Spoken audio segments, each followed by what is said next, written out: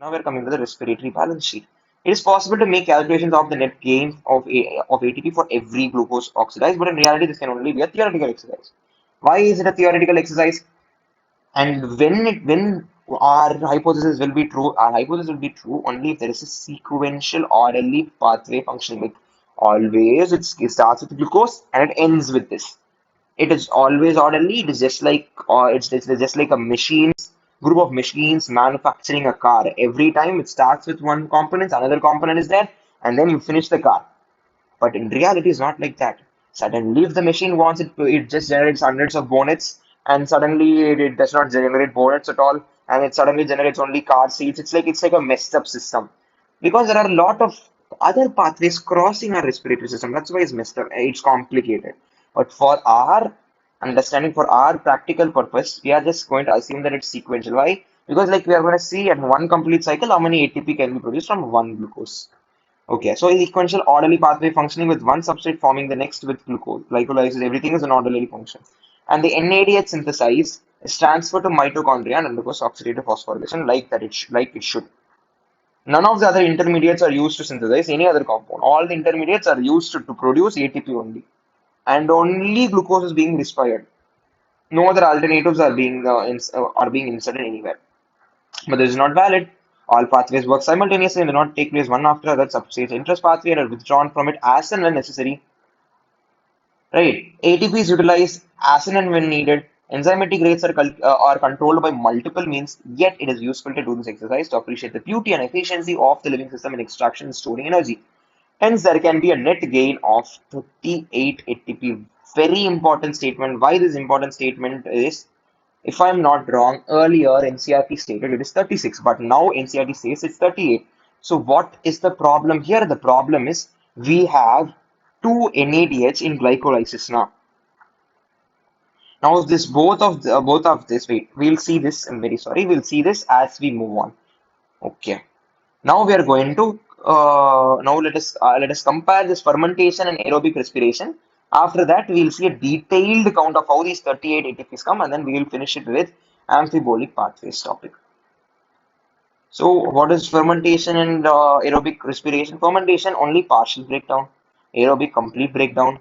Fermentation only two molecules of ATP. Here, 38 molecules of ATP. Many more molecules of ATP are generated. Here, NADH is oxidized to NAD plus rather slowly. This is very important.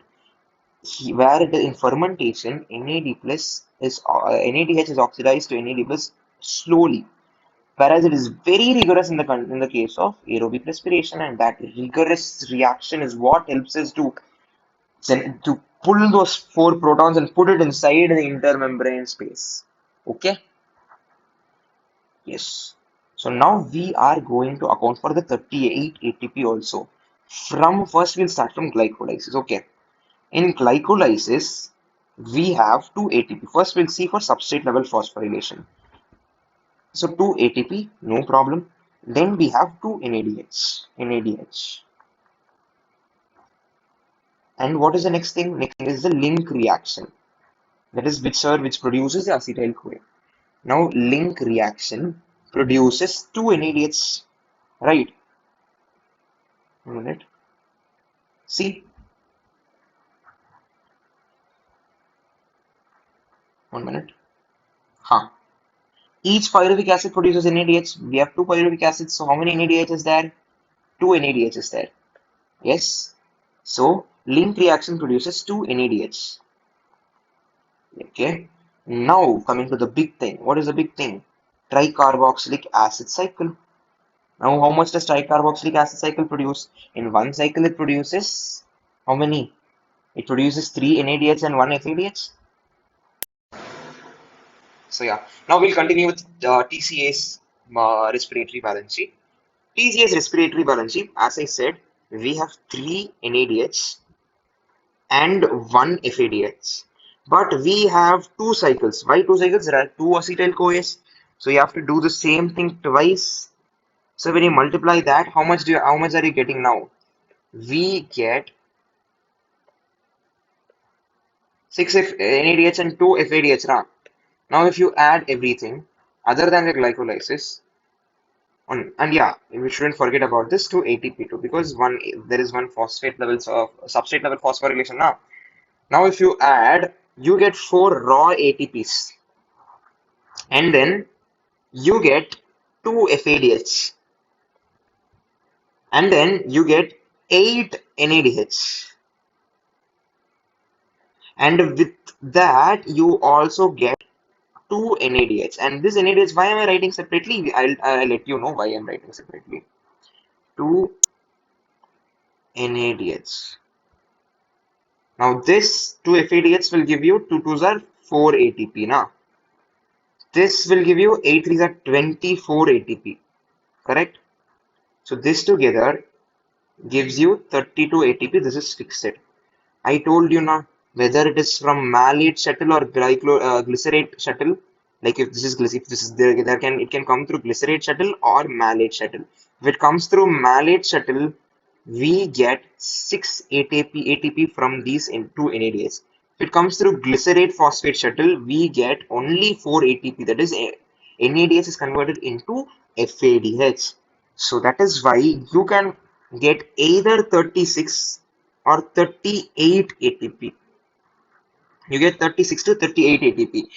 Note this point, in bacteria, you don't have this confusion. In bacteria, if it's doing this, in prokaryotic cells which are doing aerobic respiration, it is always 38. Because why? It does not have a mitochondria to begin with, right? But now you have to remember only 38 ATP, only 38 ATP. Initially they gave 36, but you have to remember only 38 ATP. Now we'll go to the amphibolic pathway. What is amphibolic pathway? What we have studied is a pathway. There are two types of reactions: catabolic reactions or anabolic reaction. Catabolic reaction, you're taking one molecule and you're splitting it and you're breaking it into smaller molecules. Anabolic, you're building it up. Now, amphibolic is neither that nor that. This, or you can say it is both. Like amphibolic means both anabolic and catabolic. Glucose is the favored substrate for respiration.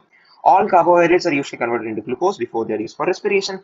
Other substrates can also be respired, as been mentioned earlier, but they do not enter the pathway just like that as glucose. We have different entry points. First, we'll see these entry points now. In carbohydrates, it's very simple: glucose phosphates.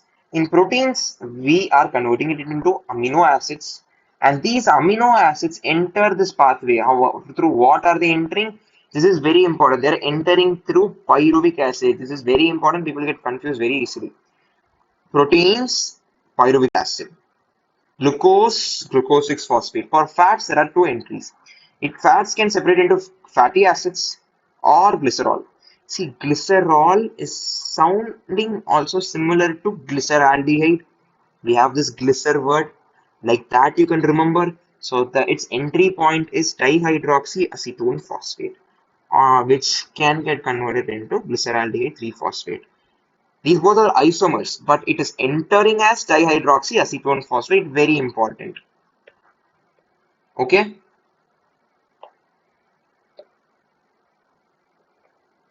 Yeah. So next these fatty acids enter through acetyl CoA. Amino acids, these are primarily, like if you have only one option, you have to choose this. Okay, now we'll go to the theory. Where did we leave? Fats would be needed to broken into glycerol fatty acids first. If fatty acids were respired, they would be degraded into acetyl CoA and enter the pathway. Glycerol would be after being converted into phosphoglyceraldehyde. Okay, in these points they have given phosphoglyceraldehyde. That is this one. So if there is a statement, you have to choose glycerol being converted into phosphoglyceraldehyde. If there is a diagram, you have to give importance to dihydroxyacetone phosphate. As I told, these are both isomers and they can be converted into whatever order first. So there isn't a specific correct answer, but we have to go whatever our NCERT was asked, and we have to answer exactly in the way they'll be asking. So again, diagram na, you have to go for dihydroxyacetone phosphate. If they ask us a statement, go for phosphoglyceraldehyde. Glycerol, phosphoglyceraldehyde. Proteins would be degraded by protease and the individual amino acids depending on their structure. Important. depending on the structure, would enter some stage within the Krebs cycle. So there are three places, major places, three places. What is that? Krebs cycle or pyruvic acid, which we saw. The primary thing which we saw from the diagram was pyruvic acid or acetyl-CoA. We'll again go through the diagram once after getting the theory. There is no problem in fatty acids and glycerols now. Amino acids can go as pyruvic acid or acetyl-CoA or Krebs cycle. All three are possible. Okay, now continuing. Since respiration involves breakdown of substrates, the respiratory acid traditionally has been considered catabolic. Yeah, glucose you're taking and you're breaking it down into six carbon dioxide salts, yeah, it should be catabolic now. But is this understanding correct? No. We have discussed at which points these respiratory pathways, different substrates would enter to derive energy. What is important to recognize that it is these very compounds that will be withdrawn from the respiratory pathway for synthesis. For synthesis of what? For synthesis of said substrates. Synthesis of said substrates. Like if you want fatty acids to be generated, you have to take it from phosphoglyceraldehyde. If you want proteins to be generated, you can withdraw it from pyruvate also.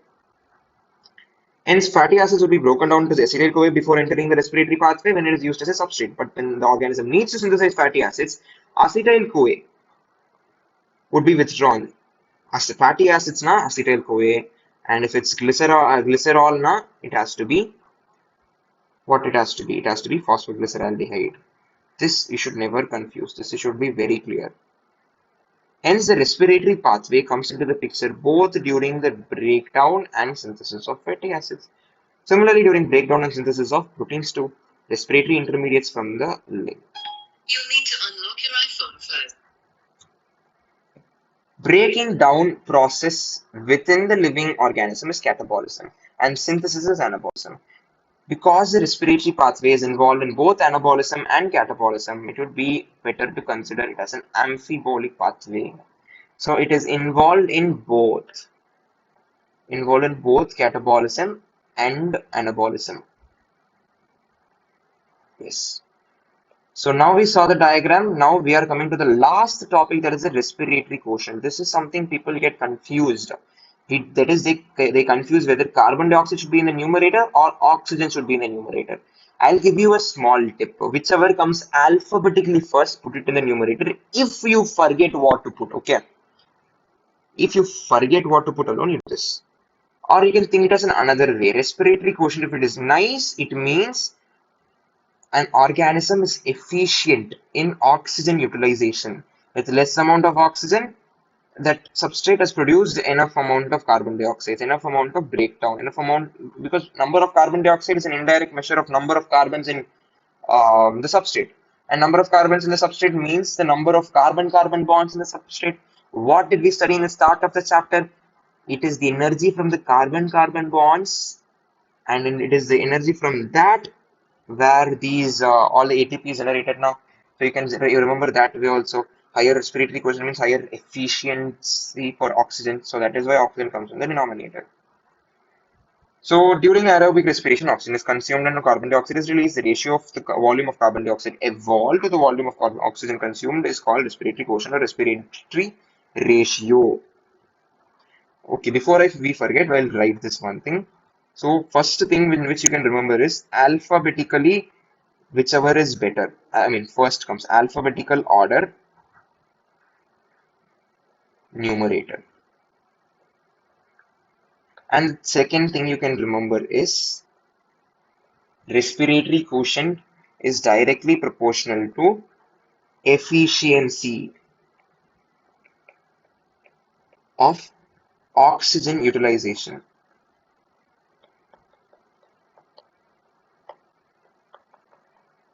Yes? Okay. The respiratory quotient depends upon the type of respiratory substrate used during respiration. If carbohydrates are used as substrate, the RQ will be 1 because equal amount of carbon dioxide and oxygen will be evolved and consumed respectively. 6 carbon dioxides are produced from 6 oxygens. Why is this so? We have 6 oxygens and 6 carbon molecules also. So for each carbon, you need just another 6 molecules of oxygen and another 6 molecules of oxygen for H2O. That is why both are in the same ratio. But this name and the formula is not that important, but the name is very important. So for fatty acid, tripalmitin is not a glycerol. It's not a glycerol. Obviously, we know what a glycerol is. What it is? Fatty acid. Tripalmitin is a fatty acid, and how many? What is the ratio? The ratio is important. The ratio is 0.7. 202 carbon dioxide and 145 oxygen has not been asked as of yet in any exam, but it does not pain to go through it once. 102, 145. This is a 51 carbon molecule with 98, nearly double, lesser than double, but very low amount of oxygen. The characteristic features of fatty acids. So when proteins are used, 0.9, what does it tell you? Proteins have a higher respiratory quotient as compared to the fatty acids. Okay, this is also very important. So proteins, when they are used as respiratory substrates, ratio would be 0.9. What is important to recognize is that in living organisms, respiratory substances are often more than one. Pure proteins or fats are never used as respiratory substrates. This is very important. This is something people always miss. Most of the time, people miss the statement, but this is very important. Pure proteins or fats are never used as respiratory substrates. Direct true or false questions can be posed. If you see the summary, it is what we have seen only. Plants, unlike animals, have no special systems for breathing. Yes, we saw this. Stomata and lenticels are used for this whole thing. Yes. Almost all living organisms have the surfaces are exposed to air. Breathing of carbon compound bonds is important. That's why they have mentioned it again. Glucose is a favored substance. Fats and proteins can also be used. Initial state takes place in cytoplasm. Each molecule is broken through a series of enzyme catalyzed reactions to form two molecules of pyruvic acid.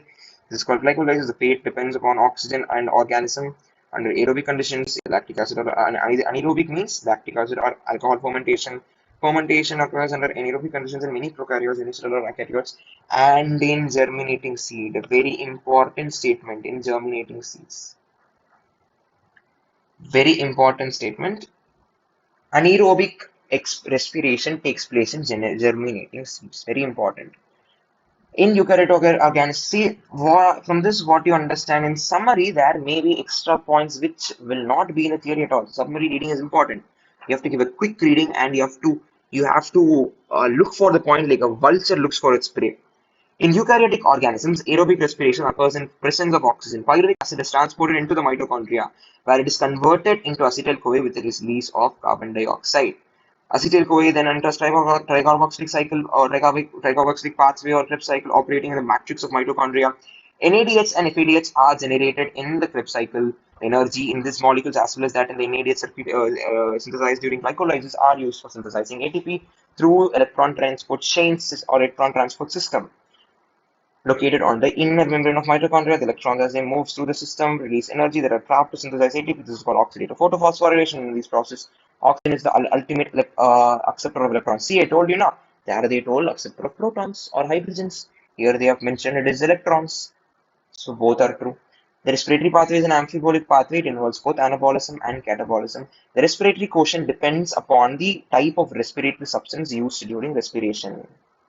And that is it for this 1 hour, approximately 1 hour, 10 minutes or something like that video. It's quite a long video because I had to explain a lot of stuff. I wanted to imprint a lot of information. And I will be releasing another 5 to 10 minute video fully on Krebs cycle, tricarboxylic acid cycle.